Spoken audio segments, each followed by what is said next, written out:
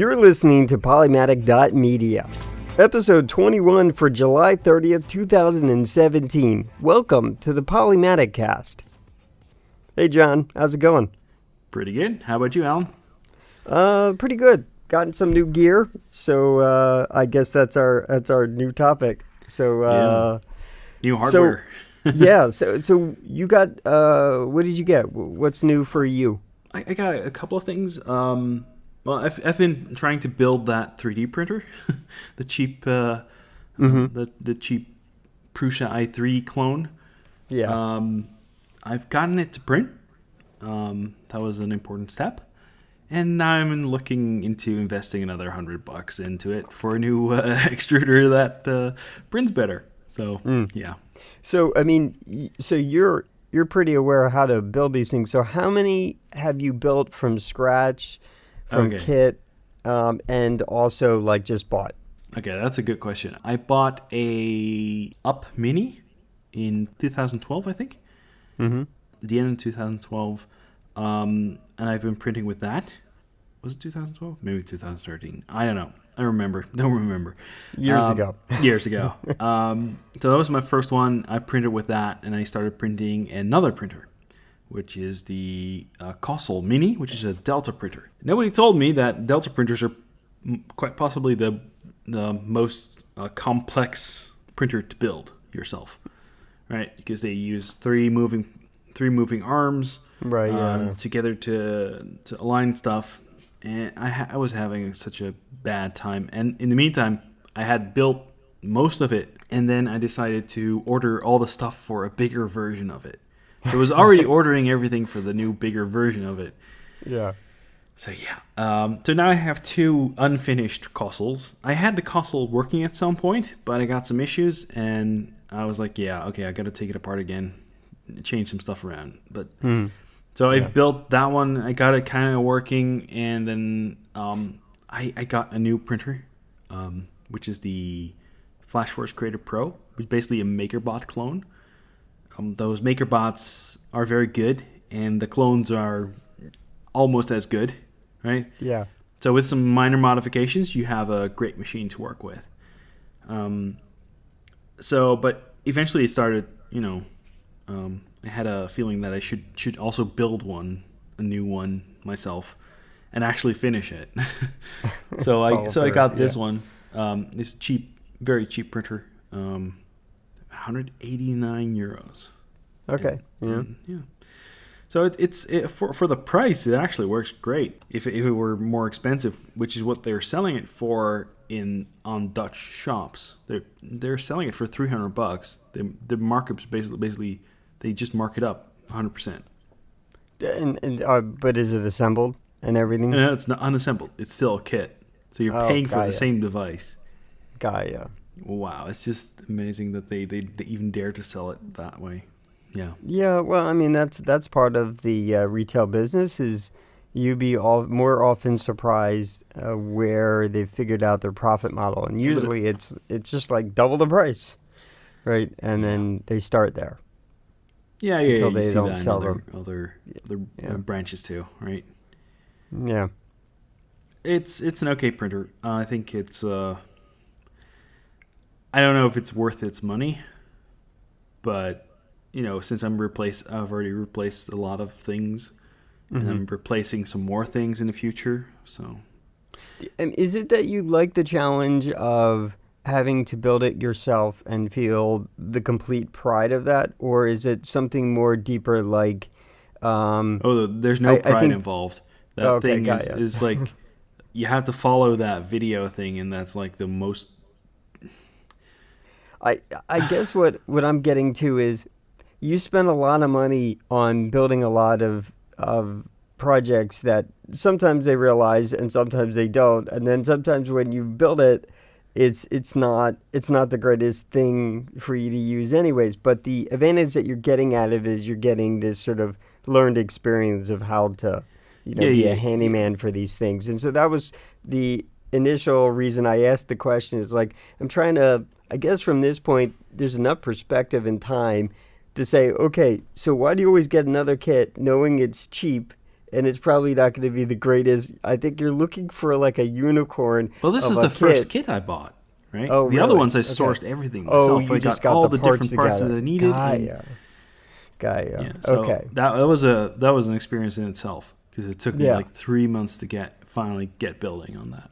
I don't know. I guess I look at it as, I don't have a problem with trying to build something from scratch. I mean, that's how I, deal with like cooking. I mean, I'm not going to go raise the chicken, kill the chicken, make my You chicken aren't? Florentine. Oh, Like, come like on. I'm not going to go that far. But I'll source the parts and then I will construct the thing. And I'm happy to like figure out how to make biscuits from scratch, that Yeah. kind of thing. Like, I totally get the idea of that. Now, I'm not trying to compare building 3D printers to cooking. They're It's kind not of like one to cooking. one. You have to Um, improvise at some points because sure, right, yeah, either and they I didn't think supply the right part or they right, supplied subpar parts, right? yeah. I mean, and so I feel like I hear myself going back definitely when we talk. I do this with people that I have taught or teach. I am teaching one of our junior guys how to do more web programming stuff. And so I'm teaching him how to do the hard way. And I told him very bluntly, I said, I'm going to teach you the hard way. I'm going to make you do it the hard way so that, when you start programming in the stuff we need you to do, why it's going to be easier and why you'll understand it and you'll know why we built certain tools and why we do certain things.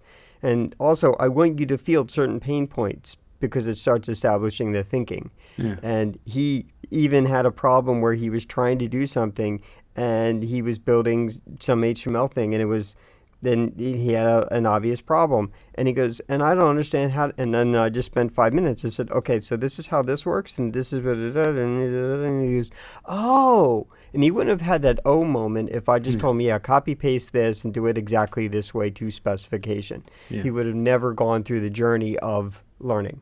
And so that's a value of building a ton of kits or building a ton of direct parts to build your 3D printer.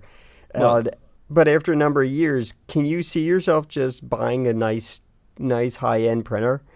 well, And the then, printer currently have, the one that I have, Flashforge, is yeah, not a bad printer. It was like right. $1,200, so Oh, okay, yeah, yeah. it's Okay, not a that's bad pretty good. printer.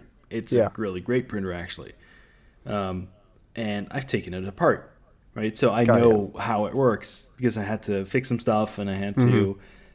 I swapped out some nozzles because I wanted to print in different kinds of filament, and I'm gonna replace the extruder assemblies on those things as well. They're gonna cost me Yeah. like $300, but for this machine, it's worth it. And for the G-Tech Prusa i3, I don't know if it's worth it, but I'm gonna try. And Right, then I know something, and then I can take the parts from that right. and You have maybe the put it parts. into another machine that I build from scratch. Mm-hmm. Right? Right, got you. Yeah, so we went off I went off, or I dragged you off onto a tangent. That's fine. That's So, fine. so we were starting. So was this the new gear that you got recently? Some of the new gear, we'll talk about that in a minute. But if you want to Yeah. see my review of the G-Tech Prusa i3 Pro B, some people call it the Widowmaker, Polymatic link/9e. Okay, so you recently purchased, spent a lot of money. Let's just say that. Oh, you're talking about me. Okay. Yeah, yeah, yeah. I thought there was more new gear. Yeah, but yeah, yeah. I got no yeah. more new gear. But so yeah, no, I definitely bought. I finally got a new laptop. It was time. The laptop I have is still very functional. I made at least one major upgrade, but then the wireless was going dead inside, or it was doing this weird thing with my networking where it was just sort of going to sleep. And if I restart, it would, and then would go back to sleep. And I've heard about this problem in Windows 10. And you can tweak a couple things and it's a non-issue, but it was just doing it very consistently. So, but the laptop at this point has some age on it. I mean, that's they engineer these things to die every 3 years at most, right? They do. They just do, unless you've spent a lot more money over time. Or actually not over time, initially. If you spent a lot more money initially, these things break down less because they put better equipment inside. So I replaced a hard drive, and boy, was that a godsend in terms of on speed. And this is the old laptop I'm talking about. And I mean, generally pretty good laptop. It's not thin. It's not an Ultrabook. It's not, it was an i7. Only had 8 gigs of RAM. There was some rumor I could probably max it out with 16 gigs.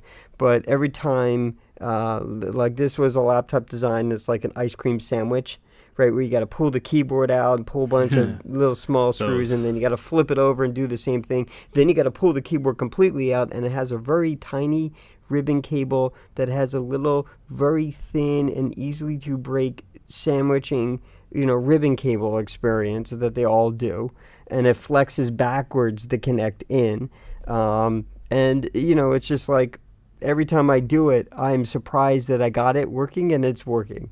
So I just tried to I've had a couple laptops like this, and I just try to open them very rarely. Yeah. And so I got the hard drive in there, and then I was like, all right, maybe I should try buying, because the problem with the memory is you got to put it all back together to see if the memory is working correctly.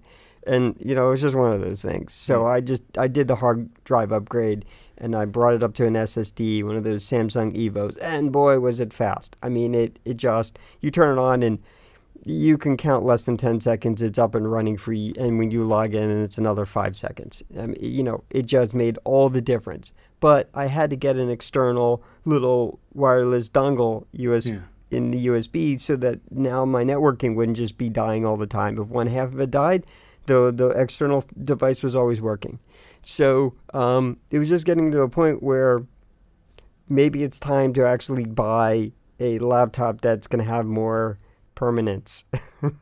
And so I started looking at things. I looked at the Razors, and I was considering getting the Razors. But my only issue with the Razors is they have thermal problems, because the second you do anything that utilizes any of the graphics card engine, the thing starts having a vortex. Starts coming out of the backside of it, and it's spewing out heat every which way.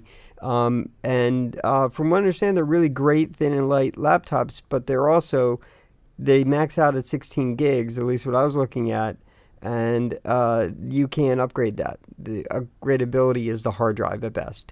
And so that immediately kind of, I know me, when I do video editing, I will do it at a convention or someplace when it's on the go.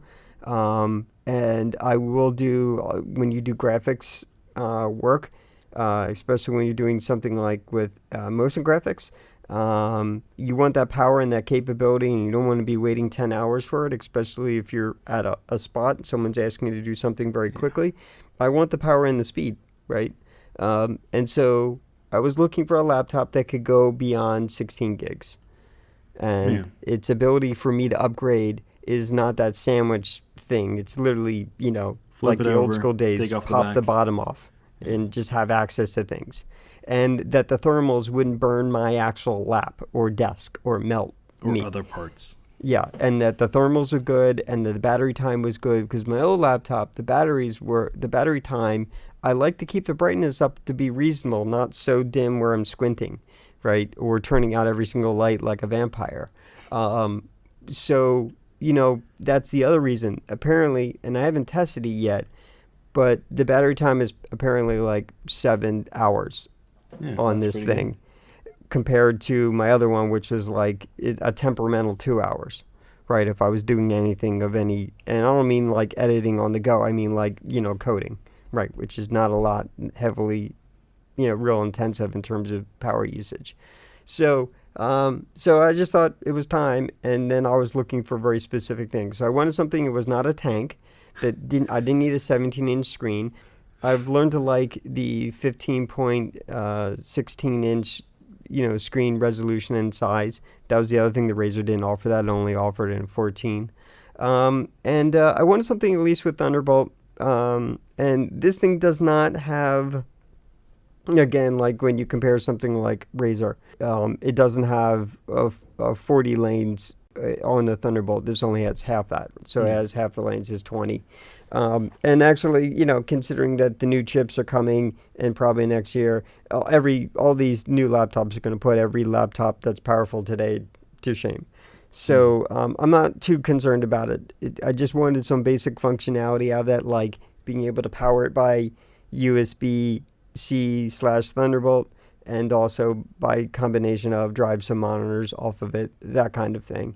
And this allows me to get there very quickly. So what did And you get? so after I've justified all of my reasoning, what I ended up deciding on was the Dell 9560, 15.6, the 15-inch basically, 4K touchscreen. I do use the touchscreen, surprisingly. It is useful.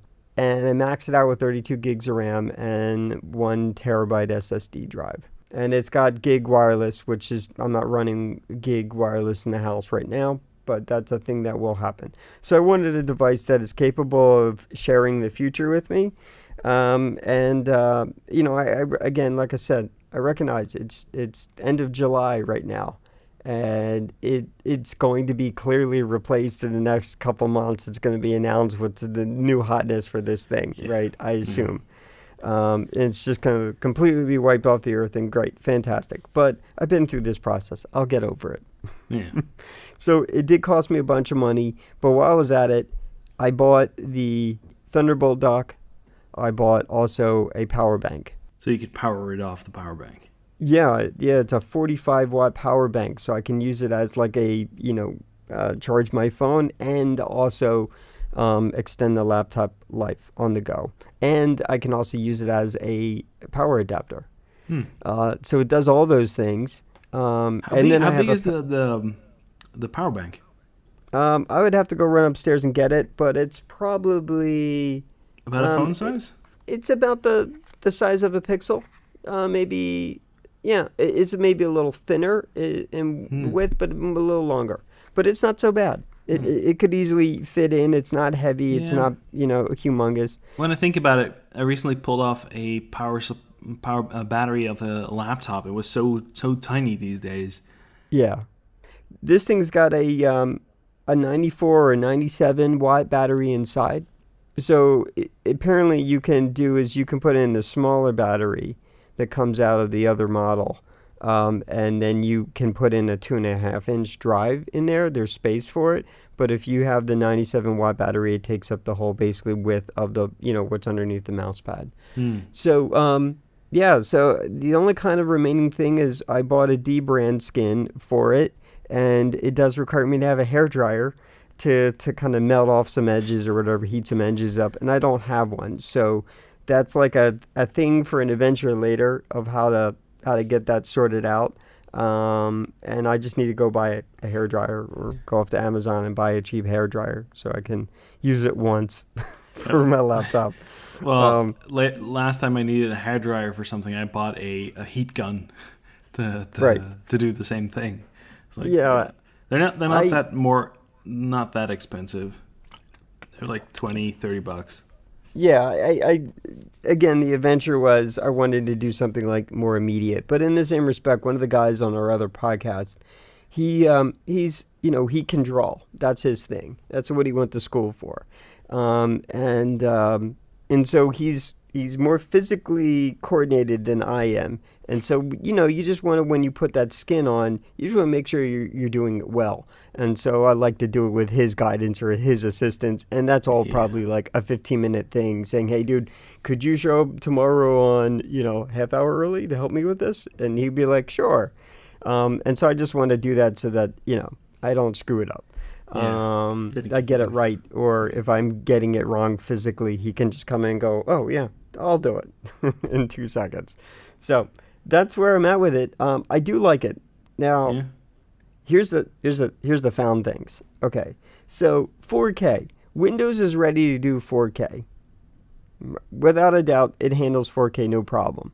The problem is that most of the applications that you use, right, that you have come with, or I have a Logitech mouse and has a Logitech software, doesn't scale. Yeah, it's tiny.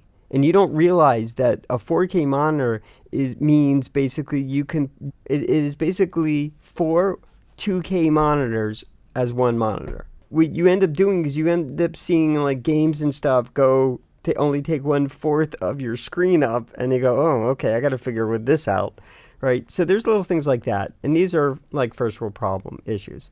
But so the Logitech software was like throwing me for a loop because I could barely. I mean, it was testing my ability to read real small, and I could see it, but it was just like I don't want to live this way. So I went and I looked online, and Logitech has some adjustment you can make to scale things. Okay. But then I found there's a feature in Windows 10 where you can go to the executable and you can go to compatibility and you can say override DPI scaling. And then you have a couple options. You have 3 options, and I chose system, and it said apply. And then I run that driver software, I reboot or whatever, or run it directly, and it scales just fine, no problem. Yeah. But then there's something like Winamp. Why is Alan still using Winamp in 2017? I was about to ask. Because there are some things about it that not near so much as a player. Surprisingly, I don't really play music on my computer that much. I have a phone that does that really well for me and connects to all my devices really well. So, but from like the podcasting perspective, it allows me to do some very quick things or check, ID3 tags better than most programs that are even meant for that kind of thing. And so it doesn't scale well. It is tiny.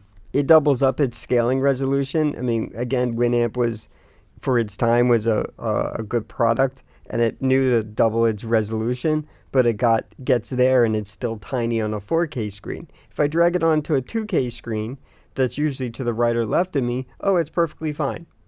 I can read it. It looks normal. But if I'm on the go with it, no, forget it. It's not going to serve my purpose. So the things I was kind of taking advantage of what Winamp will do for me, just out of features it had that I can just go to directly to other apps that do the same things.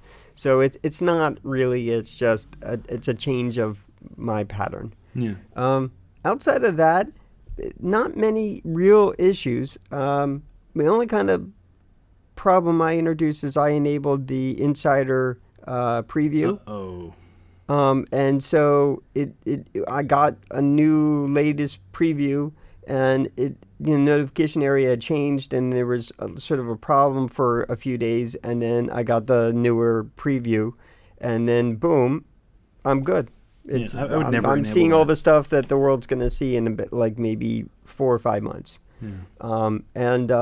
But again, it could change again. So I might just want to slow lane that guy again. Well, if it's going to be something you're going to develop on or do something for yourself, and you want to have it available, I suggest you turn off the preview stuff.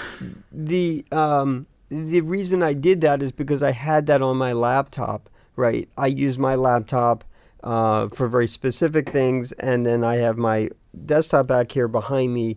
That is where I really do the editing. And I again, this is working fine. It's a little slow. It's not that painful. It's just Alan has to be patient for an extra 30 seconds for one thing, and then wait. And then once it's done, if it gets in the middle of me editing all the time, it doesn't. It's only if something is trying to like update Palooza in the background, right? And then you got to tell it to stop doing that. And then my speed and efficiency comes back immediately. Unless I run into that conflict, I have had thoughts about what I'm going to do about this guy back here. Maybe I bring my other laptop down here, make it a permanent resident down here. I don't know that I want to do that, but that's the thoughts that I've been having. So. But isn't that what you wanted to use the dock for? Well, I'm taking advantage of it upstairs. And then as a device, what's next on my future plan, maybe before the end of this year, maybe not, maybe sometime next year. Dell has a really nice 4K, 43-inch physical monitor. And I've been considering reducing by, getting rid of these 2 big monitors and just having one big, large canvas monitor that's physically 1-to-1, where even the tiniest things are probably still they're oversized physically, so they would be normal, like 1-to-1 resolution. But the reason for that is when I'm editing, having height and having width is actually kind of more crucial. And yes, you can fragment it across multiple monitors, but it's not always the best experience. Sometimes you really do get whiplash with your neck. Well, if you have one 4K monitor, you can do like you can do 1080 in a corner for your preview and see what you're producing. Yeah, exactly, and that's the other point of it too. Yeah, so, and for all I know, I might buy that monitor and then just decide to keep it upstairs, and maybe I don't bring it down here. I don't know. I haven't decided. I got an abundance of hardware that it's not all bad, and I can still take use of it. So that is so there's some found lessons right there. Outside of that, copying over stuff took hours, but that's just because I literally copied off to like an external SSD drive. Yeah. And then I copy that over, and I took my old 1/4 terabyte drive from my old box behind me that was from the upgrade, and I put it in a little external housing, and it worked just fine. It's just that the old laptop had it took a little bit of time, and then it took no time for me to pull it right off. Was it USB 2 on the old laptop? It's very possibly. It's got one USB 3.0 port, and for all I know, I'm using that up because of the mouse and because of the wireless. And all I got is one free USB port on that old laptop. So, yeah. So I mean, that's where I'm at. I know I ranted a lot about it. Are you gonna get a separate dock for downstairs for it? Maybe. Was the dock expensive? It was $300. You could find it on Amazon for under $250. And so while I was at it, I just made my order. I made it all at once instead of making it sort of little here and there. The here and there things are stuff that Dell doesn't sell. I bought another mouse that I like that's great for editing that I use down here. And so I bought a second one of those. And then recently this week I was like, I need to get some display monitor cables. I want to connect that up through the dock and little things like that. Yeah. So outside of that, everything was really easy. Installing all the Adobe stuff, installing all of the things that I use. It didn't take that long. It was just sort of having to go through the checklist and do other things and go through the checklist and let it sit and do the other things and go watch some TV and let it go do, let it do its updates. So let it do a third update, let it do another update. And there was just a couple days of inconvenience, not even that painful. Yeah. Because you still had your old laptop, of course. Of course. And what I've done with it right now is I've set it up in the new position for the Artemis server for when we play Artemis. Because we were playing on my old i3, not even 2K resolution, old school i3 laptop, which I still have and still could be used for something. Will probably be someone's Artemis station in the effort of if they didn't bring their laptop or something like that. So, so I the only thing I haven't really done is really put it to a full test in terms of gaming. Because like I said, all the gaming has, if the game scales, the cursor doesn't scale. The cursor's tiny. That kind of thing. And so that's the pain point that is really revealing how well the game was designed or how well they were following the laws and rules of building things natively. And oftentimes game manufacturers do not. Yeah. They're very disrespectful for following rules. That's why they get their edge for how great their thing is. And it's real apparent when you start running their game and the cursor is like, it's like a tiny little gnat on your screen. Well, they didn't know there was going to be 4K screens. Sure. Right. Yeah. And some of these are definitely older. Were never designed for such like that. Now, with that said, I can lower the physical resolution on the screen and then go play that game and everything's normal, right? God forbid I have to do a manual thing before I do another thing. But I haven't really taken advantage of the graphics card that's in it. Yeah. So that's only just a moment of conversation. So this device does not have a 1060 or higher. It has a 1050. And that also is why the thermals are not crazy hot all the time on this laptop. And every laptop that has a 1060 or a 1080, they have some kind of magical way where, like, the underneath of the laptop lifts up and has vents and all kinds of stuff. And what that's really just showing everybody is that, yes, they can do it, but you really don't want to do that because it causes thermal situations. And so if that is a factor for you, then obviously that is not the buying decision you probably should make. Even if you want to run your Vive or your Oculus in a hotel room when you're at a San Diego Comic-Con, right? And if you're okay with that compromise, then that's fine. Well, if you want to do that, there are better solutions for that. You don't want to buy Right. a thin laptop that has a 1080 in it. Right. You buy something that's built like a tank that has really good ventilation systems built in. 17-inch desktop replacement. Right. Yeah, exactly. Which, I mean, if you really want the one thing, then that's the other thing. These things are crazy processors, and they all heat up. And so you just can't get that compromise today in thin and light. It's just not, that's just not possible. For video editing, you don't need something that big. Right. And that was the other thing is I did my homework on that. You kept expressing, no, get a 1060. Well, for rendering the video, it will go faster on a 1060. Sure, it definitely would, but 1070. the speed and the numbers, when I started looking into it deeply, the numbers were not that much.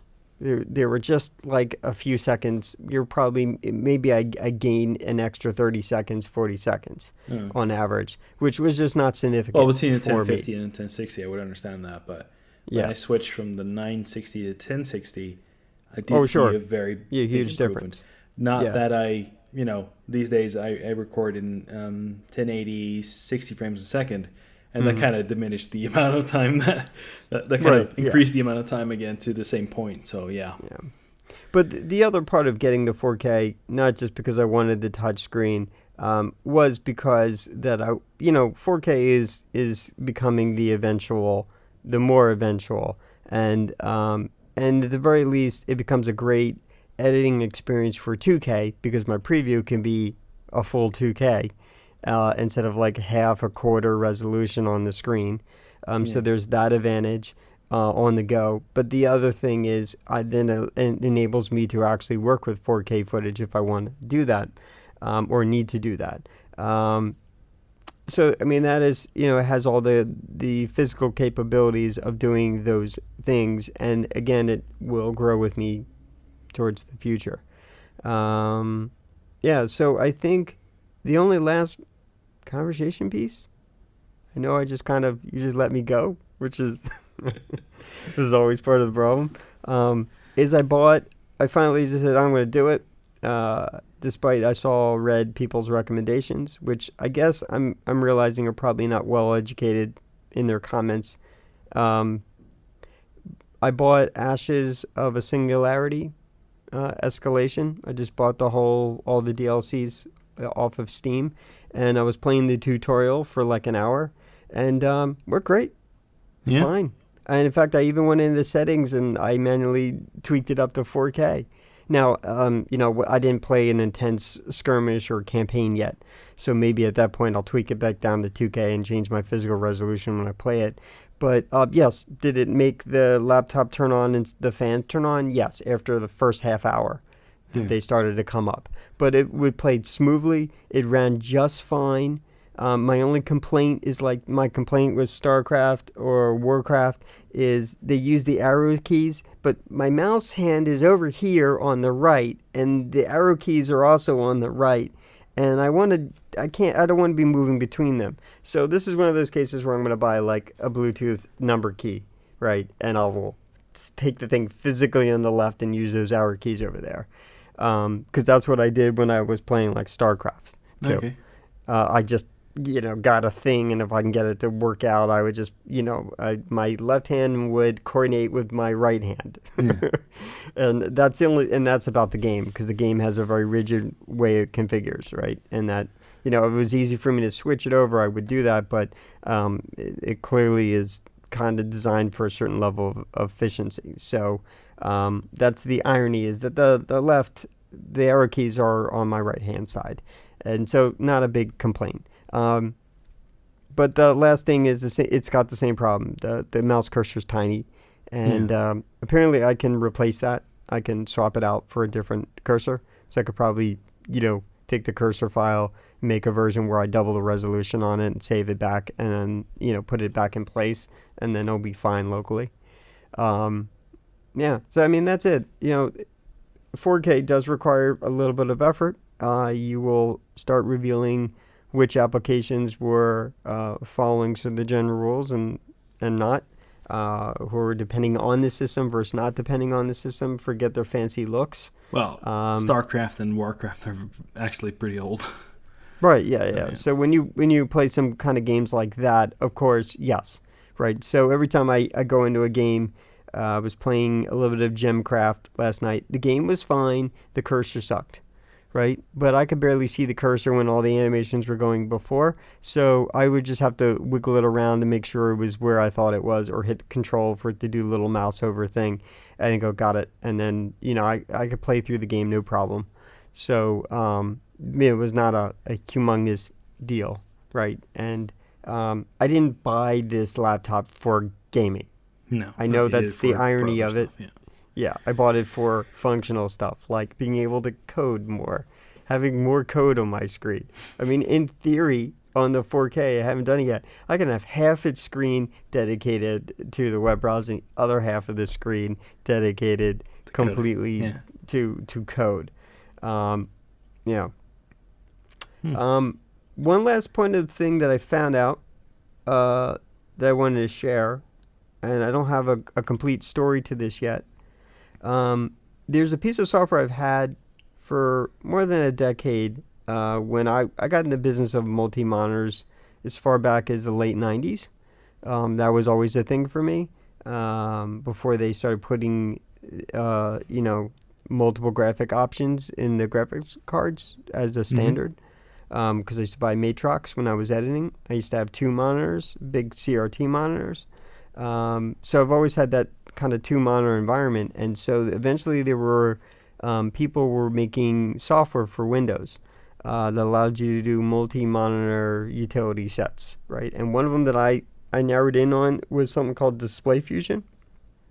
And one of its cool things is it lets you take each monitor and have different wallpapers that rotate, or you could take one image and spread it across all your monitors and stuff like that. And one of the things it has in it is as something, it's going to take a moment for me to remember what the actual name of the thing, but it has monitor configuration profiles in it, so you can kind of do virtual monitors inside any screen, but you could do a virtual monitor split inside that 4K, so that it looks like to the OS that there's different monitors for each of these fragments or quadrants, and so I could totally, the Windows behavior of going maximize or minimizing can be virtualized and split up. And so I saw one guy took an ultra wide monitor.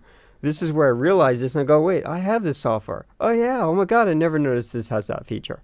And he took his ultra wide monitor and he made one side of it one long tall monitor, then the middle another tall monitor. He split it into 3. Yeah. Right, so that he could maximize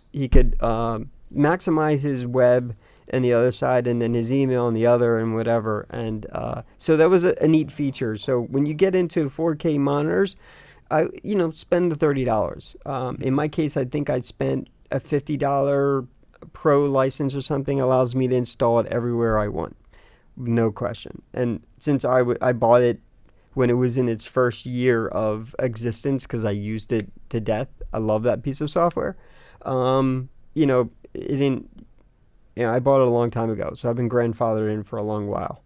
But there's other multi-monitor software for this kind of stuff. So if you start getting in the business of that, or you start getting the business of putting, 2 or 3 or 4 2K monitors all around you to wrap in your mission center if you want to do that, you want to have your hacker stuff, there's some advantage to having software like this. It will help you drive one thing, multi-monitors from one device, and make that real easy to move windows between things. And that piece of software's got so much in it, and it's been well worth my money since I bought it. So you're happy with your new laptop? I am, but I mean, you're hearing the 1 week conversation about it. The only pain point I had is I had the dock connected up to one monitor to my left, and then I had the HDMI that's connected on it to the other monitor, and then I went to go try to wire everything up on the Thunderbolt dock, and it obviously switched something off because now it won't accept the Thunderbolt dock HDMI, whatever. I screwed something up. I did that last night in trying to really fully optimize. And then I started researching, okay, maybe the dock won't handle exactly, plus the screen, plus this. Like there's certain monitor configurations it might not and there handle. might be some HDCP in there as well. Something. So, that's something I just have to research to see if I can figure it out. I also have a bunch of those USB to graphic adapter things. Again, I'm not going to be gaming on those side monitors. I would do it on the front, on the monitor on my desktop. So I'm not concerned if it drops down the frame rates, right? Because there'll be a place where I put web code or where I put, code to the side or something else, right, completely, like Slack, right, for chat or whatever. Like those monitors are used for utility, not for gaming purposes or anything like that. So, okay. I have also some more new tech. I recently bought a printer, an actual A3 photo printer. Yeah. Like a normal printer. An when people actual say printer, they don't paper. think 3D printer. When we say printer, you go, right, 3D. Nope. No, pages. Yeah, I can do that with my 3D printer. That'd be a bit hard. It doesn't do A4. I know, I was joking. Do you know the different sizes in Europe? Like A3, A4? I'm aware of A4, yeah. But Okay. I'm more conditioned to knowing what, the U.S. formats Letter. are. Yeah, letter, legal. A3 is just slightly smaller than what letter is, right? A3 It's a little is more twice narrow the size of A4. A4 is about the size of letter. Is it really? Okay. A4 is a little bit bigger. Or a little And bit then bigger? A3 is double that. Mm. And A2 is double A3. Yeah, okay. Yeah, I mean, I was aware of them, historically. Anyway. But, yeah. So I can print up to 300 grams per square meter paper. So that's very thick photo paper. And I've got some pretty nice prints out of it. I bought it to make prototypes for a card game that I'm working on. So that's why I bought it. It's a nice printer. Explains it. It's the Epson Stylus Photo 1500W. Some crazy name for that, but I will eventually put up a review of it by the time I started using it. I used to be a little more into like printer tech, and then it kind of, I also realized for all the efforts of me wanting to do certain things and buying those kind of printers and then them eventually dying, that my practice of printing has become less and less, and also forcibly, so I want to print less. I want to be more electronic. I print the most for if there's like a legal document or something, printing out something for, again, a legal document or just something to have a hard copy of. But most of the time, my printing efforts have been very utility. Yeah, but I didn't buy this for like normal printing purposes, right, but it will work. It will work for that too. I just wanted to get a good printer instead of getting the $90 right, Canon exactly. that breaks after the first replacement. Yeah, exactly. Yeah, stuff goes in. This one doesn't have the nozzles on the cartridges, so it uses some sort of pokey thing for it. I don't know. I gotta figure out how that thing actually works in case I need to fix it at some point. Yeah. But Well, yeah, ink's always a cost, but it always comes yeah, down to your usage format. And so that was the point that I was getting at, is that I print out very little, and I print out an opener, right? Maybe 1 or 2 pages a week. That's my average, right? And it's for Matt, so he can physically hold a piece of paper and read the thing. Because if I handed him a tablet instead of, he still would be unhappy. He physically wants to read a piece of paper, right? So he can make notes on it, yeah. and so that is typically how I use it. I literally print out a page once a week. So that means I Yeah. print out at least a minimum of 52 pages a year. When we go to the convention for Otakon, I will probably print out the map instructions. Okay, so that's going to be a whopping extra 6 pages.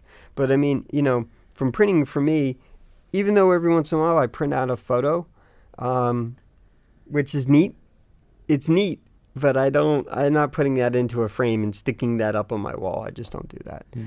So, Well, I'm using it for making a for a very prototype, purpose. right? Yeah. You explained I that, wanted and to get a that good started to one. make sense. Yeah.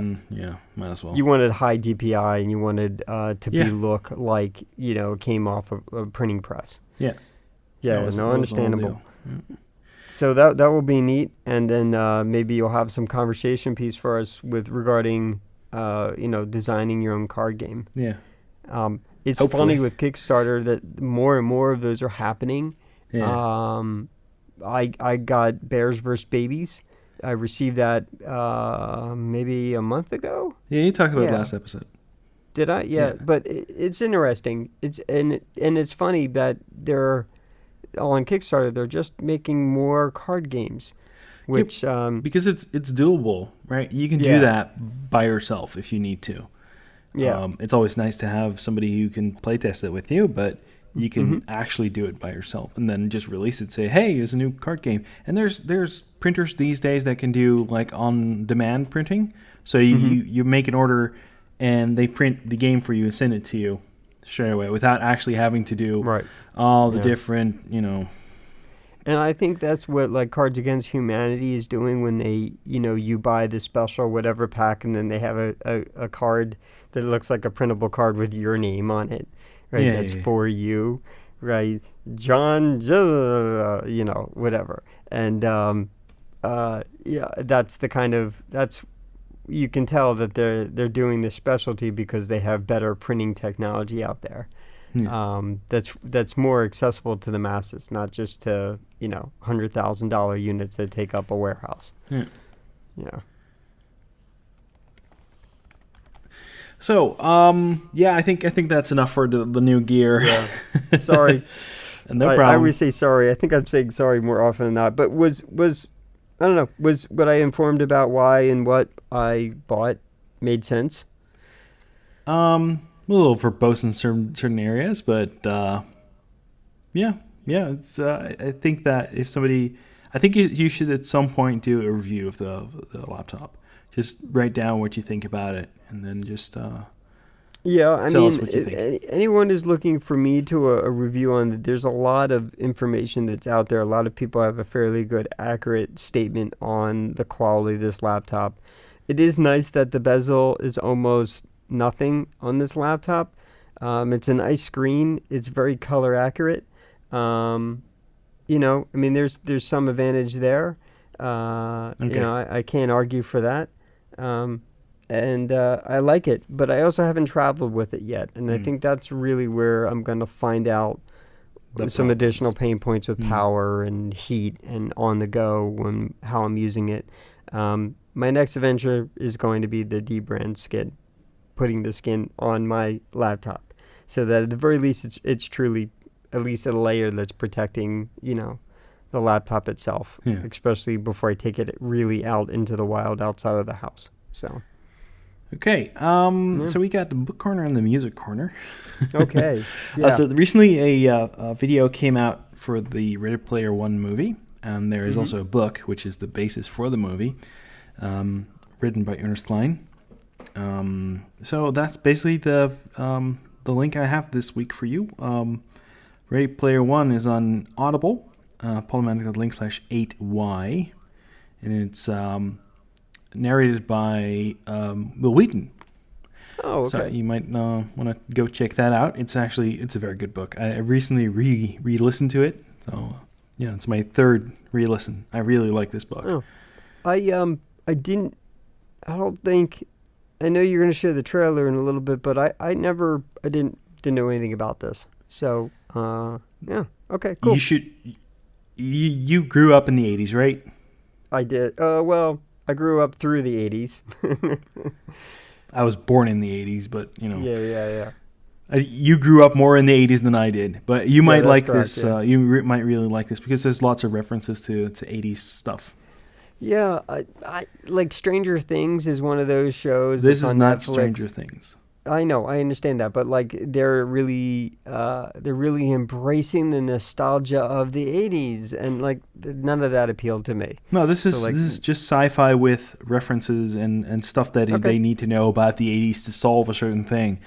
oh So, okay, Polymatic link /8y, and I suggest you get it. okay, cool. All right, well, I'll definitely look at that. And maybe I'll see the movie.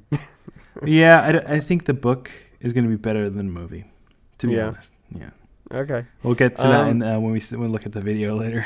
Yeah. So, music corner. So I just threw a couple things in there. There's not a lot to be found. This first artist, Scott, Skott. So I discovered her last night. I really do like sort of the vocal range that she has. See, she reminded So me of something of Lana Del Rey or something like that. I feel like I've heard that comparison before. But yeah, so Mermaid is where I linked you guys over, and that'll take over to her Vivo channel. There's not a lot to be found. I bought a combination of maybe a half a dozen things on Amazon Music. So I'm sure on iTunes that she has about the same, if not more. Polymatic.link/9b. What's interesting about her is that usually you think there's like an artist who goes in and they're gonna go a high tone and squeal, and they're not gonna arc back correctly. And like my ears are ready to be prepared for noise that I'm going to be uncomfortable with, and she doesn't. She handles it. She's just got a vocal range on her that, like, she's in full control of it. It goes up a direction and comes back down in frequency, and so it's not painful. And so I noticed that she was just handling it with elegance each time, and you see it occasionally in the other songs. And I was like, oh, all right, I'm gonna recommend her in general, but I'm gonna keep my ears open for her music, and maybe start a collection. Maybe this is a new artist that I'll fall in love with. I don't know, Yeah. but anyway, so I thought it was worth noting. So that's why I mentioned it. Polymatic.link/9b, and then last on the links there, Mansionaire. I don't know that I've mentioned them before, but Polymatic.link/9c. Their Vivo channel only has like 3 videos. And then I thought I had more songs when I went to go look back of what I purchased for them months ago. And yeah, that's about it. I have about like 3 songs with a bunch of like remix variations of it. I don't know. It's very hard to explain their kind of sound. But they're very good for like something that doesn't interrupt too much of your attention, but it complements, having music. And I think if you just watch like the video that I linked you to, you'll figure out whether you're interested in them or not. There's only one remix song I think for Easier that I really hate because it's got these little like clicky, like it sounds like there's a problem in the MP3 file problem, and it's in one of the remixes. So every time I hit that song, I just I next it on my Okay. player. Kind But of like anyway, that's glitchy. Polymatic.link/9c. Did you have a chance? Did you check out I any of think I it? skipped this one, Yeah. Okay.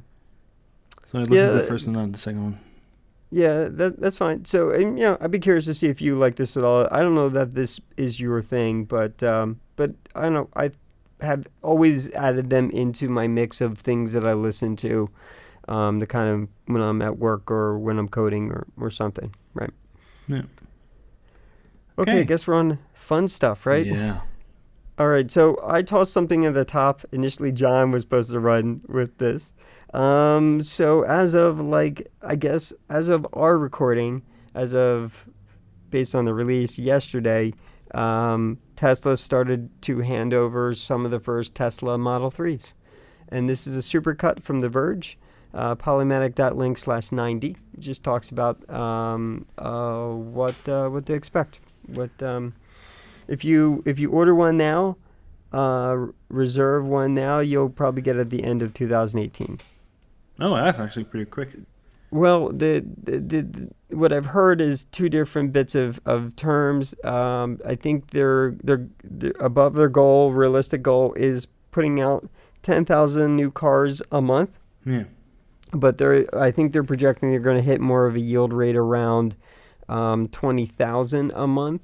And there were 350,000 reservations or orders on these cars. There's only two variations. There's the one that goes long distance and one that doesn't. So 35,000 and 44,000, and that's it. Those are the price marks, U.S. dollars.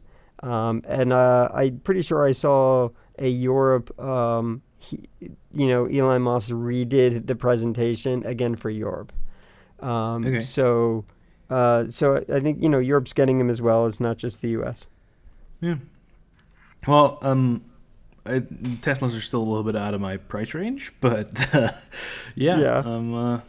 But I mean, I think this is a start. These Model 3s will get better, and then as they're more ubiquitous around everyone's country, I think the prices will go down. You got to keep in mind, at least here in the U.S., if you buy one of these things, you do get some, through the year, you get some tax write-off once, right, which will bring the price down. So I think, I don't know what it's in Pennsylvania. I think it could be anywhere from $6,000 to $7,000. So if you spent $35,000 and then you knock off $7,000 off that is better than worse. And you're still having a pretty high-end self-driving, also to be more autonomous real soon and later in the upcoming years, car that doesn't put up more weight back onto our environment and all things. So I'm okay with supporting this. I just don't have one. I didn't buy one yet. So there you go. Polymatic.link/90. Did you see they did a time lapse of the building of the Tesla? Yeah, I saw that a bunch of times. You see a little bit of it in this supercut as well. Yeah. I've seen that. Yeah, and I had the thought. I'm like, I wonder if they literally rigged a big, huge antenna and put some concrete down or something so they could put a camera all the way up there to let it sit for months on end. Yeah. Well, I don't know. Talking about smart things, there's some guns that he calls smart. Yeah. But apparently they're very hackable. Yeah. I saw this video as well. Yeah. Hacking a smart gun, Polymatic.media/80, and O is in the letter O. You'd be real surprised of what big companies call secured aren't really that secure. Oh, yeah. A lot of things are yeah. That just is the case. If it was really secure, it wouldn't be mass production, right? Well, mass production things can be secure, but sure, if you're doing it from a whole full software thing, but if you're doing it from an electronics thing, how do you serialize or stamp a unique seed or salt into a mass-produced gun device? Well, you could do that, definitely. They do that with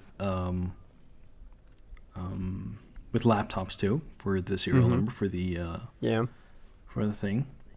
Well, clearly this is not how this gun was designed. Yeah, but this was something a little different, and they could even hack it with a couple of magnets. So yeah.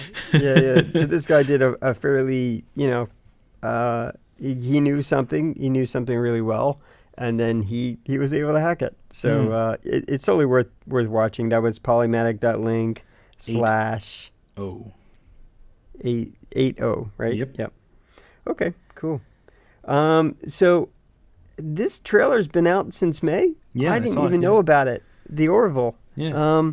So from what I understand, the little that I read was that the idea was making Galaxy Quest, the movie, but a TV show with Seth MacFarlane's humor and his production, sort of supplanted into this, and it became the Orville. And I'm excited for this. I want to see it. Yeah, it looks pretty nice. Yeah, it looks pretty nice. Now, of course, we're getting a fairly concentrated in the trailer, all the probably funny moments, right? Yeah. In that trailer. And I've seen the trailer a couple times. But Polymatic.link/90. Yeah, no, totally. I'm totally on board with this until Fox cancels it, and then I'll be upset. Because that's what they do here in the U.S. They always put out a good, awesome thing, Firefly, and then they cancel. Too soon. Yeah. Too soon is like, how old is Firefly? 12 Too years soon. old? Too soon. Not anymore. Yeah. Okay. So have you heard about Ethereum? I didn't until I watched this video. Okay, so that's the reason why you can't buy a video card right now. Because if Oh, you want to really? buy a video card right now, it's impossible because they're all sold out. So, Because everybody's buying them for Ethereum rigs, and this is Yeah. a video about how to build one. The problem is they don't actually show anything about the software. They actually only show something about the hardware, and even that is they use wood and pieces of aluminum to build a case for it. I'm like, yeah, well, why don't you just buy a normal PC case and put it in that? But hey. Well, in this case, this guy clearly wants to put as many graphics cards in as possible and kind of max out, the processing. But so Ethereum, what is that? Explain it, John. It's Bitcoin. It's a Bitcoin thing. Yeah, It's not Bitcoin, but it's a cryptocurrency. It's a cryptocurrency. Yeah. So does it have a limited number as well on think so. like Bitcoin does? Okay. Yeah, I wasn't really aware of it. I mean, I know there was like Dogecoin was hot for a while, and then it fizzled away. No one cared. Dogecoin, yeah. It's like 10 seconds. I mean, so there's been a bunch of these little things that come to go. You could probably make. I mean, if you're in the business of doing those things, you could probably make some short money. Well, Make some good Ethereum money. right now is worth 170 or 160 something dollars. What, euros? Per, dollars? Oh, euro. Okay. Euro per Ethereum. Oh, okay. That's not too bad. It's better than the dollar. Well, 167 euros per Ethereum. Okay. So it's not the Yeah. other way around. Yeah, so, I see what you're saying. Yeah. So Yeah. and Bitcoin is like a 2K still. Right. It's higher because there's value been supplanted onto it. So Bitcoin is 2293. So it's easier to get Ethereum because you can actually mine it still with devices like this. I see the value in these things, but I'm not ready to invest my hard-earned money into it. And I know that sounds really stupid, considering someone's going to hear this and laugh at us and laugh at me for saying that. I at one 100 point years from spent now. half a Bitcoin on pizza, and now it's Yeah. worth 2,293 euros. I should have saved it. Yeah, exactly. But that's the interesting thing about Bitcoin is that you can sell a tiny little fraction of your Bitcoin. Yeah. Right, you couldn't do that. You just give people, a thing called even though if it cost them 10 cents to make, and they up their marketing is it's $1, right, and they're making humongous income on that, and you're thinking, but that's only 90 cents. I said yes, 90 cents on every dollar for the thing that cost me 10 cents to make, right?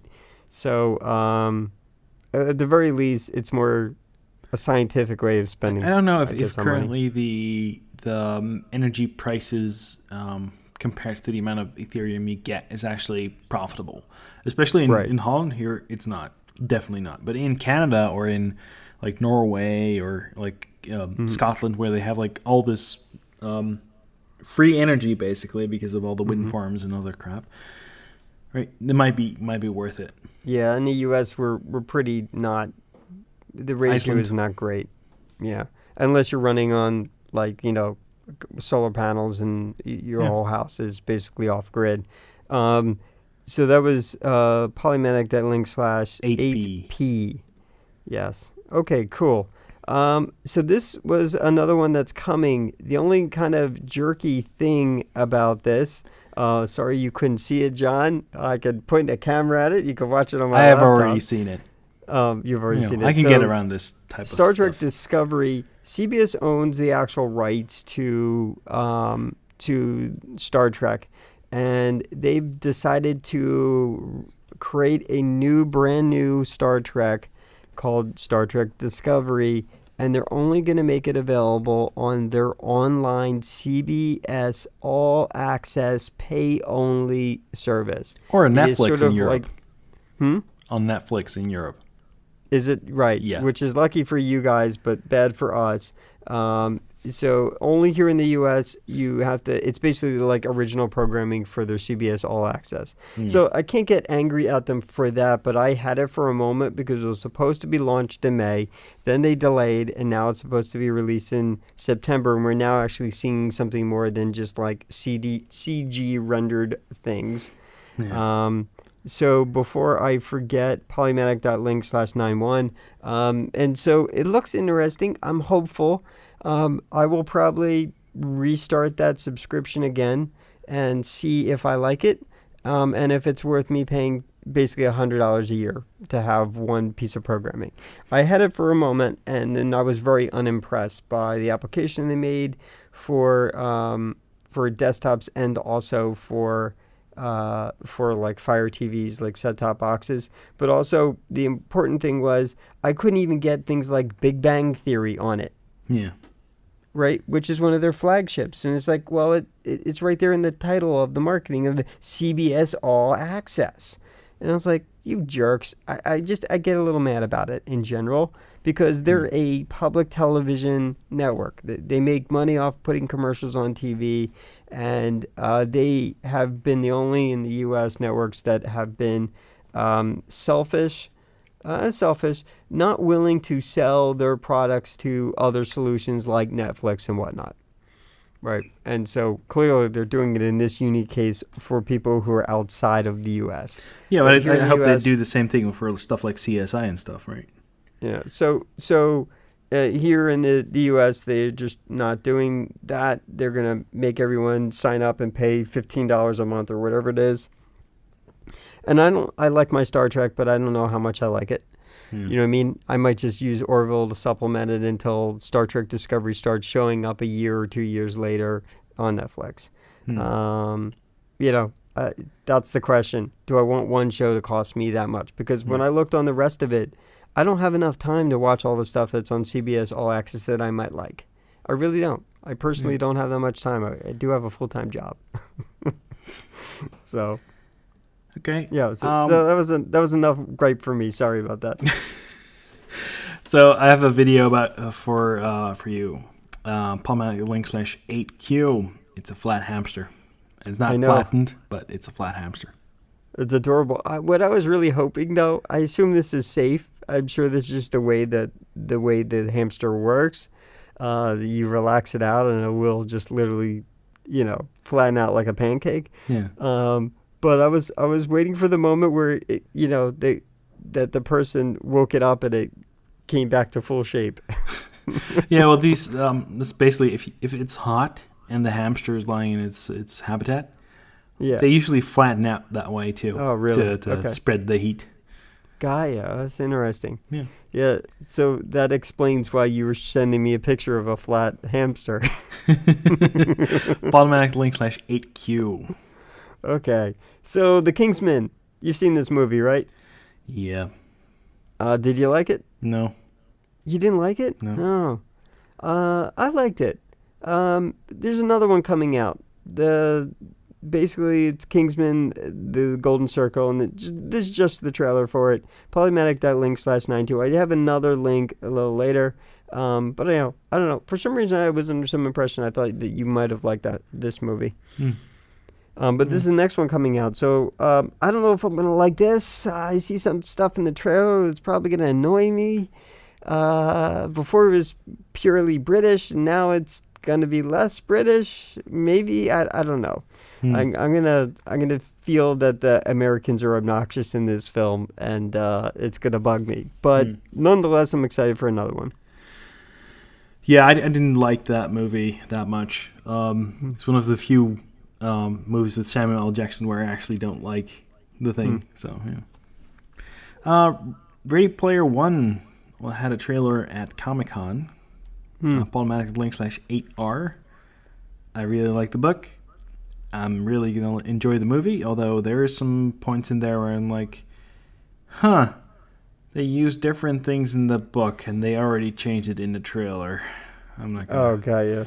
Yeah, so I think you don't want to see the movie. I don't know. I'll watch the movie. It's an adaptation, of course, and you can't put like an 18-hour book or like a 10-hour book into a 1.5-hour movie, right? So, yeah. Polymatic /8R. Okay. So I have another one, just Kingsman related / crossover. There's a cartoon here in the U.S. called Archer. Have you ever seen Archer? I know of it, haven't watched it. Okay. You might like it. I don't know if you would like it or not. But anyhow, this is the Kingsman meets Archer. In the Archer, basically animated by, I guess, the group who does Archer. Polymatic.link /93. It's Archer is fairly popular, but anyone who knows what I'm talking about, this was again another Comic-Con reveal. Polymatic.link /93. I ran into this video like last week, I think. Marketing without marketing, and how Deadmau5 does it. So Polymatic.link /8S. It's I don't know how official this is, but check it out anyway. Yeah, I did watch it. I found that kind of interesting. I think, so it really becomes the question is, are these things planned or are they just not planned? And that's the plan. And so it's kind of like how I handle OG. Obviously, I don't have wealth or success like Deadmau5 with the podcast with OG. My plan for marketing was not to have a plan. And then that was my plan. But my plan wasn't like to make it look like I didn't have a plan. And then we show up in a magazine. Like, I'm not going out of my way for anything intentionally. One, I don't have the bandwidth to it. But also, the people that are interested will find it, discover it, because the right words are there for them to find. His thing is basically engage with the audience, right? Right. Yeah. Engage with your fans. Make sure you don't, don't be fake.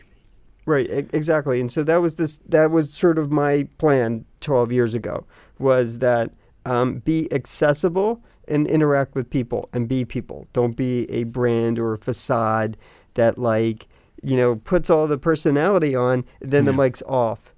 And then they're a completely different person. Like, that was never our plan. The plan was to be transparent and natural.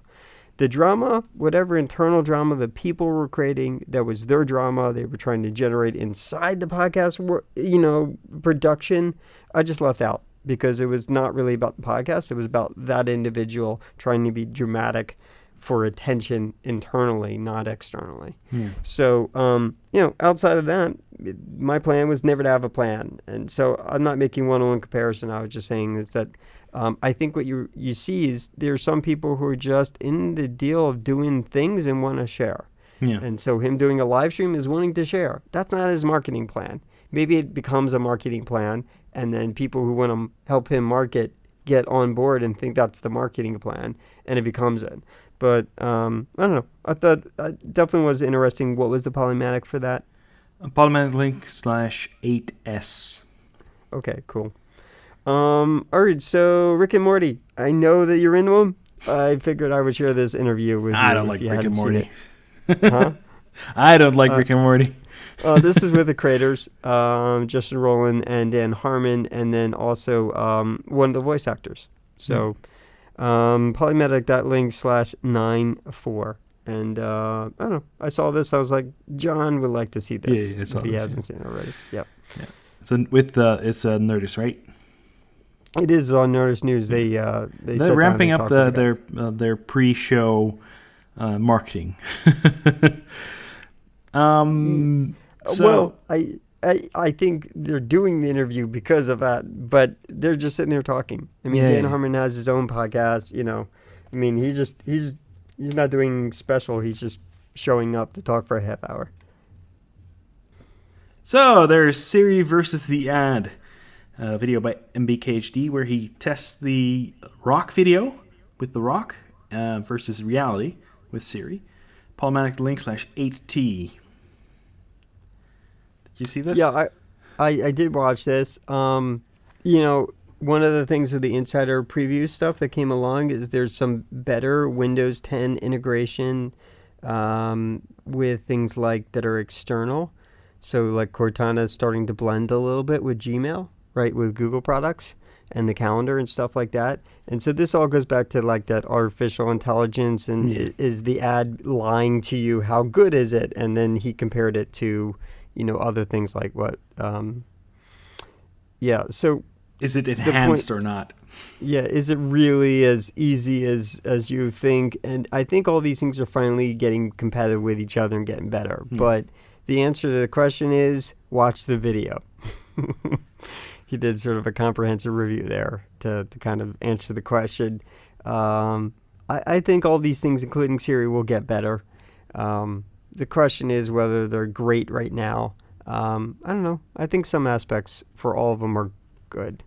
So yeah, I definitely watched the video. I thought it was curious what he was doing there. But that was what Polymatic.link /8T. 8T, yes. Yeah. Okay, cool. So I've been seeing more and more videos of examples of people are like showing you a video, showing you a photo of something, and then showing it as black and white original, and then colorized version. And I just have more of these that I'm trying not to share. But Polymatic.link /95. And it's the subject is basically when was this photo taken, and then it goes into a little bit of a small, I don't know, a little bit of small video essay about colorization. Digital Yeah. colorization is happening more often, and I definitely have more videos if anyone's interested on these things where people go through the process and show. I mean, this is becoming digital colorization is becoming it's like its own art form. It really is. Taking really old photos and then slapping some color Yeah, on it. yeah. So it's really interesting. And then you'd be surprised. Did you guess what you thought the year was on when I that photo thought was taken? 1915, something like that, because I when I saw it, I knew it was a colorized photo. Yeah, it was clear to me that this was clearly an altered photo. And I thought similar. I thought like early like World War One time or something like that.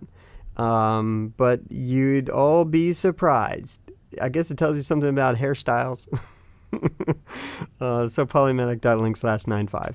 So I have a video. I don't know how work safe this is, but a Walmart guy accused the person of theft, and then that Walmart guy gets a red face because he kind of accused the wrong person. Not just because she didn't steal anything, also because he was totally wrong. So right. Polymatic.link /8U, and kind of curious to see if he actually still has his job or not.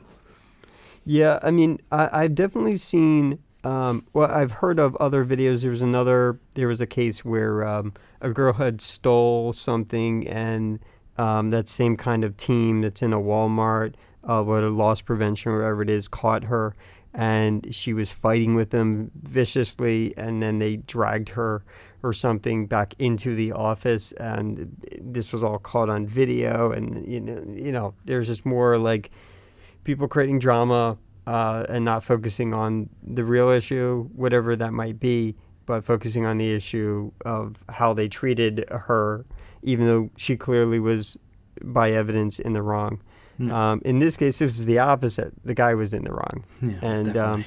you'll definitely see, if you work at a convention, you will definitely get security staff or logistics staff that power and entitlement is taken advantage of, and sometimes you do get people who make big assumptions and kind of have a little bit of leverage their job, so to speak, in a wrongful way. In this case, I think this guy was probably that was his disposition, and then he got caught. And then instead of owning up to it, as a human being, he didn't do that. Yeah, I don't want to deal with this. yeah. It's like, get out of here or leave, So, all right. So this is also not safe for work, just because this is sort of a trailer. Someone kind of mashed up a Bad Santa trailer video that is not safe for work with Star Wars. Okay. Did you watch this? Was this funny Yeah, to you? I watched There's it. moments and then in I it got that bored. are just, look, the effort is kind of cute, but if the longer you listen, the more you're going to hear some nasty stuff. You probably don't want it. You're either all in for this or you're not. Polymatic, that It could have been much / better. 9.6. Okay. A video of a church getting hit by lightning. Polymatic link /8V. It's like, and then the guys say, "Oh, it got struck by lightning again." What? Again? Wait for it. see the nerd in me would do that, and then I would just go and I put Back to the Future car right in the middle of it. I mean, it'd be fun if you had like a DeLorean just driving down the street at the just same time. flying through. Well, you could probably download the video and then just do it. Yeah, I probably could do that. So Polymatic link /8V for that. Yeah.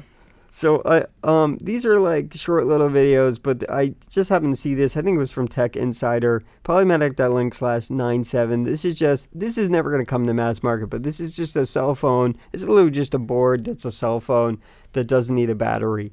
Kind of charges off. Watch it, find out. But it doesn't need a battery. Doesn't really have a battery. Polymatic.link /97. Yeah, well, it looks interesting. I think that wireless technology to power stuff is going to happen more and more. Right. Yeah. You can charge stuff off a Wi-Fi signal. So yeah, you might as well just do this. I mean, as long as it's low power enough. Yeah. Then there's a video of drawing figures in midair with lasers, holograms. Polymatic link /8W, and you can all look at it from like different angles at the same time, and it actually looks like a cube. So instead of doing a fake out and doing a hologram where you have to be in a specific position to actually see it, this actually draws it with lasers in midair. Right. Yeah. It's interesting. It's just, I think the technology is has to get a lot more. I think this is a good start. Yeah. I think that's my point. My point is, am I going to have a 3D laser TV tomorrow? No, definitely not. Are you going to have it in the next 5 years? I think they have a long way to go. And if they can get research and power behind it, then yeah, maybe the answer to that question would be if Elon Musk came in play and brought smart and intelligence and money to the table. Yes, maybe 5 years, 3 to 5 years. But realistically, if they're rolling it on their own, 10, 15 years, maybe. Yeah. Well, Polymatic.link /8W for that video. Okay, cool. And then I got one here, OtterPop. I do follow Sean Wasabi. Every once in a while, he puts something out. Yeah. I don't know. I kind of like the song. I follow him. There's not much to be said about him. He puts out some interesting stuff. Sometimes he takes sound samples off the internet, and that's how these things end up becoming one of those songs. It's an electronic song. This is one of those guys he's got like a Nova Pad or some equivalent of that, where he loads up a bunch of samples and he runs it through a synthesizer and he does it real time and he just comes up with a song. Yeah, basically the board that he has is called a MIDI fighter, and he recently he teamed up with somebody to have instead of a 4x4 a MIDI fighter, which is what they basically sold them as, like a launchpad type thing. They have these Japanese buttons. They're very clicky, very very fast, right? So that you can do a lot of taps at the same time. And they made a 8x8, so a 64 button launchpad basically. Yeah, when I used to do more remixing before pre-Ableton days and before these kind of physical pads were available, I used to do a lot of this stuff, and I just wire up keys and I would remix on the fly, and I would record my remixes on the fly, like live with gear, or that. That's how I do when I used to DJ a lot. So it's really interesting, and the only weird thing is, okay, you could spend a lot of money on these kinds of things, but yeah, this is like old me would totally be into this stuff today if it was, available then, right? Or I could bring me to the future now. But I don't know. I spent my money on a laptop instead. Yeah. Also, the animations in there is pretty nice, pretty funny. Yeah, it's pretty neat. This is a nice touch. That was what Polymatic.link/98. Yeah. Okay, so I have a video series that I ran into because I was looking for some advice on this topic. Designing your card game, Polymatic.link/8x. It might not be for everybody, but it's an interesting look into how people prototype card games and, printing those and stuff. Yeah, I started watching it. This leads you to a playlist, so I just thought that was I thought it was interesting. It's one of the things I'm going to have to go back to. We'll see how much patience I have for. There's a lot of content. Well, unless you're actually trying to do it, it might not be interesting for you. But right, yeah, sure. But if you're interested in how things work, sort of the general deconstruction of things would be of value. So, all right, so I got a link here, Polymatic.link/99. Now, this is going to be more in terms of comedy, but this guy is a real guy. He does work for Mashable. I don't know if he works for Mashable all the time or sometimes. And I discovered this guy, and I'm pretty sure I've shared his name before, James Avich. Yeah. If you go search his name, now that you know how it's spelled, or you can copy and paste that into Google or YouTube and look for his TED Talks, they're fairly amusing. But the reason I bring this up is because Reply All this week had released a show that was really interesting. That is also the thing that I'm very aware of as a person in IT and knows about security, but also very important just in the highlight of that. This is a guy who screws with the spammers. Yeah. Being smart enough, knowing exactly who they are, except he doesn't reveal himself. He just for his own intentions and his own comedy purposes, screws with them until they get frustrated and then give up.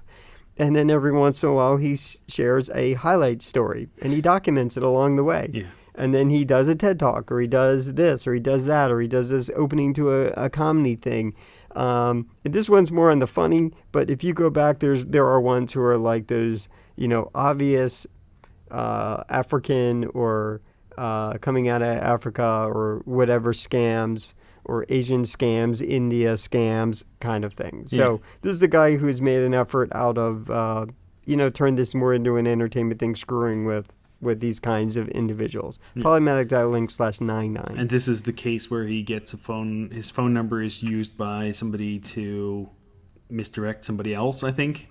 Right, the maintenance for some building, and then he messes with the person complaining. I like his new changes.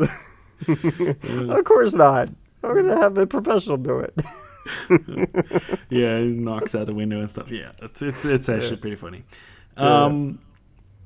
Another video, You Laugh, You Lose. Some comedians are trying to get each other to laugh by telling jokes, and then they have to tap out and stuff. Polymatic link/8z. It is not the funniest, but it was actually pretty funny. It was amusing, but I didn't laugh at any of them. Yeah. But I was also, I could hold my laugh pretty well. So, that wasn't really much of a challenge. But it's kind of funny to watch. I went in and was like, oh, what is this? Okay, it's actually not so bad of a video. So, and that was Polymatic.link/8z. All right, last, just interested in anyone who wants to code. It made me more aware. I think this is probably the second time I've heard about P5 as a JavaScript sort of engine library for things. But this is a guy I see more often than not some of these things. There are these channels where these guys are like coding challenges, and this guy decided to do a Flappy Bird with JavaScript using P5, and it's a long format video, but it's polymatic.link/9a, and it can show you, especially if you're interested in any kind of form of programming, if you use the right tools, how easy it can be. Yeah. But the day to day, I don't know that I would use P5 as a day-to-day in place of, let's say, jQuery or something. I don't know how good it is for those things. You could not use any of them and just write raw JavaScript, but then you'd have to condition yourself for a lot more effort than you probably want. But I thought it was pretty curious how, within a reasonable amount of time, he had an approximate, game. This is not like color or anything real major. A dot is flying, sort of. Right, sort of. But it's interesting Adventure. how game programming is a whole different logic. Like, people who write video games are trained, or they're they're rewired for a certain kind of design thinking, and they use game engines to do their heavy work. They wouldn't be the kind of person that would go ahead and build the next operating system, right? Because they build into Unity or they build into something. And there are a ton of videos where people like set up a coding challenge for 24 hours to build Minecraft in Unity. And I've seen those videos, and they're interesting. But they're not perfect, but they're pretty good for one day's worth of coding effort, using tools that do most of the heavy work, all the very specific things for you. But nonetheless, I don't know. I thought it was curious. I was entertained by it. What do you think, John? Did you watch it? I did watch some parts of it because it's a little bit too basic for me. But right, sure, I understand. Me too. But I thought it was interesting nonetheless. Yeah. Okay. The link for that was polymatic.link/9a. Yes. Okay, Alan, where can they find you? You can find me on Twitter. It's the easiest way, CHAESS. Okay, and you can find both of our social media links on polymatic.social. You can find me at twitter.com/webdevy, WEBDEVVIE. For feedback, you can reach us at podcast@polymatic.media. Our Twitter is @thepolymatic. Our website is polymatic.media, and I hope you tune in next time.